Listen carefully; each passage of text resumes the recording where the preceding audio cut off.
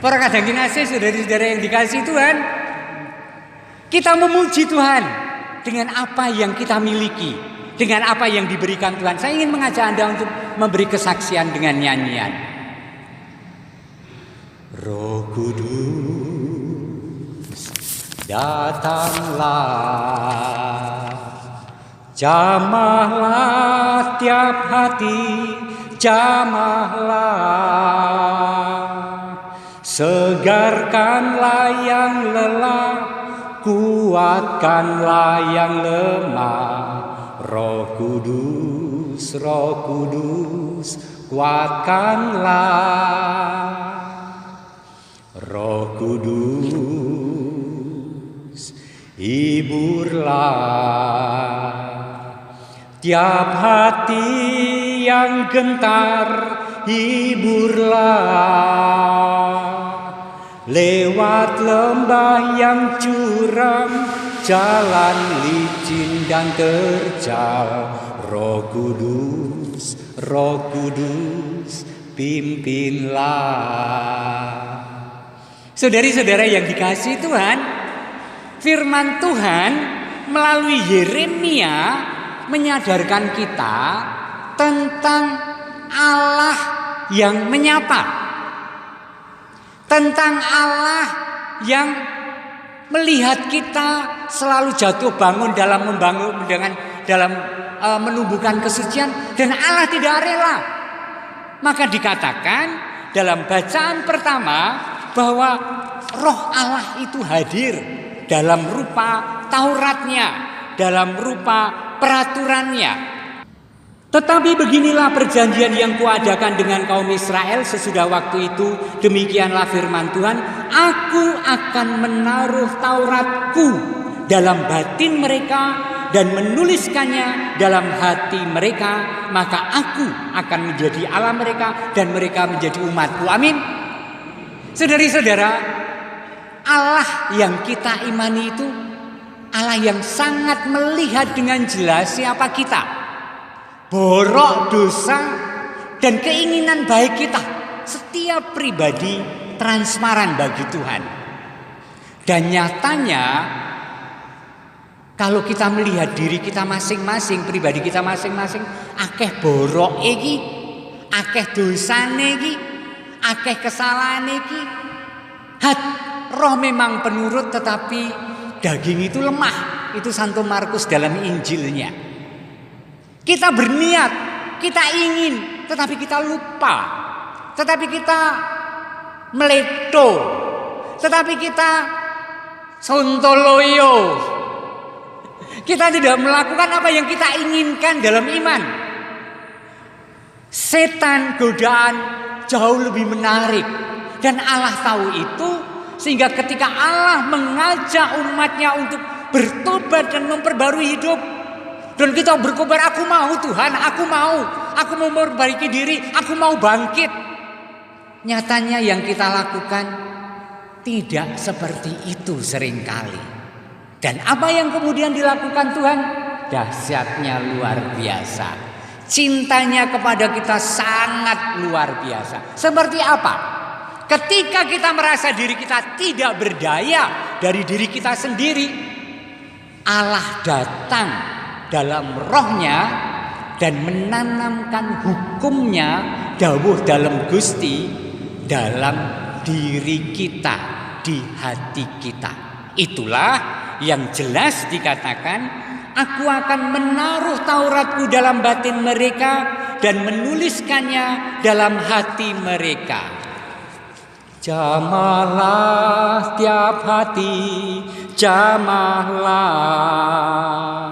segarkanlah yang lelah, kuatkanlah yang lemah. Roh Kudus, Roh Kudus, datanglah. Kapan Roh Kudus datang? Saya tidak sedang matur marang panjenengan tentang Pentakosta, tetapi ini Prapaskah menyiapkan Paskah. Kapan datang? Sudah datang setiap hari mengunjungi kita. Amin. Melalui sakramen pembaptisan yang pernah kita amini, kita menerima Allah yang berkuasa dalam hidup kita. Dan Allah memang menghendaki menguasai kita, bukan untuk kesenangan Allah, bukan untuk kemuliaan yang lebih agung karena Allah sudah maha luhur, maha mulia, tetapi supaya hati kita damai dan bahagia ketika kita mempunyai satu andalan, yaitu Tuhan. Satu andalan, bukan andalan lain. Satu andalan, yaitu Tuhan. Maka saya ingin mengatakan beberapa hal. Yang pertama, Allah itu hadir dalam roh, dan perintah Tuhan itu sungguh kita tahu. Sungguh kita tahu. Kenapa saya tidak melakukannya? Karena ada banyak pilihan lain yang lebih memesona hati. Karena ada sesuatu yang lain yang lebih menggoda. Dan aku melakukan yang bukan aku yakini, yang bukan aku tahu bahwa itu sebenarnya baik. Kalau tidak saya marahi, dia akan terus-menerus melakukan itu. Maka aku harus marah. Dan marah dengan emosi, tanpa kontrol. Karena mantep marem, rasakno saiki aku nesu. Atau juga ben tak jodak wae. Men ngerti nek dhek tak jodak, aku tak lewat sampingi ning aku ra gelem ruruan. Aku enggak mau salaman. Kita tahu bahwa itu keliru, tetapi kita melakukannya demi diri kita sendiri. Sementara yang kita tahu baik, kita tidak melakukannya. Nah, dahsyatnya adalah Gusti Allah ora lilo. Nek aku panjenengan ki kebak dosa njur urip-uripku dadi hidup kita jadi gelisah. Tuhan tidak rela. Itulah kenapa ketika Tuhan melihat bahwa pergulatan kita adalah jatuh bangun, Allah berinisiatif lagi. Allah berinisiatif. Allah proaktif, yaitu memberikan rohnya dalam diri kita, memberikan Tauratnya, dawuh dalam dan kehendak Tuhan dalam diri kita melalui suara hati kita, melalui internalisasi ketika kita membaca kitab suci atau mendengarkan firman, lalu merasuk dan kita menjadi tahu. Luar biasa loh, Paskah sudah dekat nih. Yuk kita dengarkan suara Tuhan di dalam hidup kita, dalam setiap langkah laku sehari-hari. Ini poin yang pertama. Poin yang kedua, Allah itu Allah yang hidup.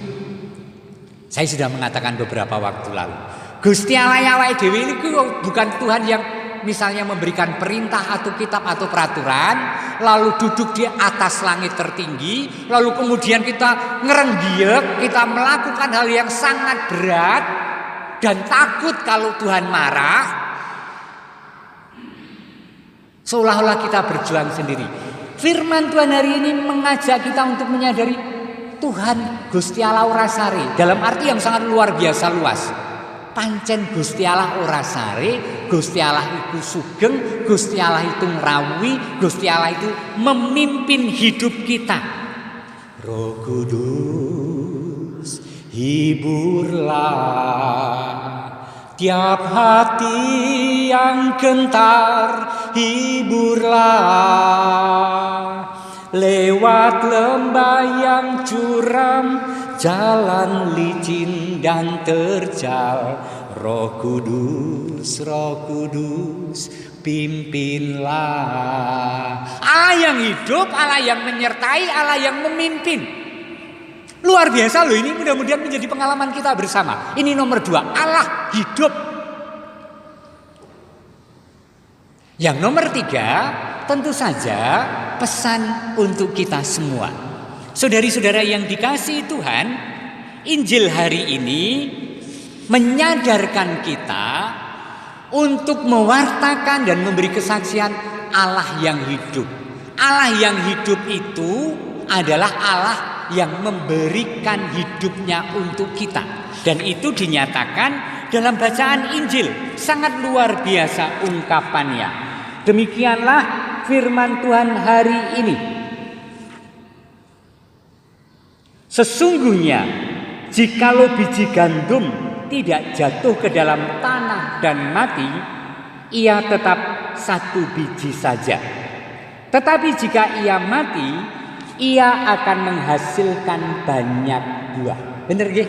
Nek pari nika saunting utawa saler dipanen terus diceblokke dadi akeh. Ning nek urip terus ra dikapa-kape ya mung siji tok. Nah, barang siapa mencintai nyawanya, ia akan kehilangan nyawanya. Tetapi barang siapa kehilangan nyawanya karena aku, ia akan memeliharanya untuk hidup yang kekal. Yuk, jangan ngeman diri. Akeh lho, tanpa sadar kita itu ngeman diri. Ngeman dalam arti terus potensi kita tidak keluar. Nek ora ono sing ngawasi sak geleme dhewe. Padahal aku bisa melakukan optimal bukan untuk dia. Bukan juga untuk gaji, tetapi untuk kemuliaan Tuhan, untuk kesaksian hidupku. Amin. Kita digugah untuk metani hal-hal kecil dalam kehidupan dan mengalami roh Allah yang memang ditanamkan dalam diri kita. Mari kita hidup suci menjelang Paskah dan nanti pada perayaan penebusan Tuhan kita dipenuhi dengan sukacita Allah yang menyatakan kasih-Nya lewat mengorbankan Yesus Sang Putra.